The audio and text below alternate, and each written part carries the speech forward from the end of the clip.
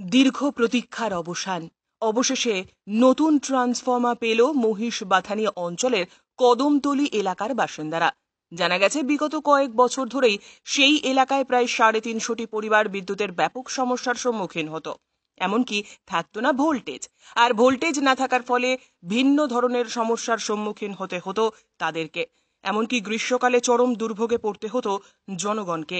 বিদ্যুতের লো ভোল্টেজের ফলে চলতো না ফ্যান, জ্বলতো না বাতি। বহুবার বিদ্যুৎ দপ্তরে অভিযোগ জানিয়েছিলেন সেই এলাকার বাসিন্দারা। অবশেষে সেই এলাকায় এবার ট্রান্সফরমার পরিবর্তনের উদ্যোগ নেওয়া হয় বিদ্যুৎ দপ্তরের তরফ থেকে।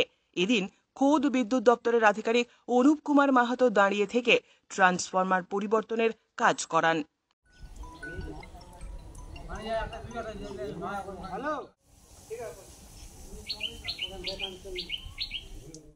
আমি তো এইভাবে বলতে পারি না, তো আরএম সাহেব আমি এন্টাইটেলমেন্ট এটা বলার জন্য, তো ওনারা 1 মাস আগে এসেছিলেন। তো আসার পরেই আমি সঙ্গে সঙ্গে কেবিলটা করে দিই, তারপরের দিনই কেবিল করে দিয়েছি, যেদিন ওনারা বলেছিলেন কেবিল করে দিয়েছিলাম। আর তারপরের দিনই আমরা আরেকটা 25 কেবি ডিটার পাঠিয়েছিলাম। তো ওনাদের জায়গা দিতে পারেনি বলে, একটা সমস্যা ছিল বলে করতে পারেনি। তো ওনারা আমাকে বলেছিলেন যে স্যার 25 থেকে 63 করে দিন, তো সেটা আজকে 63 করে দিলাম। আপাতত এটাই আর কি। আর বাকি আরএম সাহেবের কাছে জেনে নেবেন। ঠিক, আরএম সাহেব পুরোটাই জানেন, ওনার নেতৃত্বেই কাজ হচ্ছে।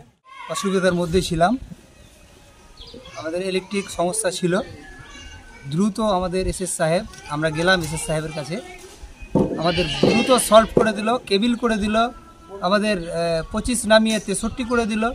আমরা খুব ভালো জায়গায় আছি এখন। কি সমস্যাটা হতো?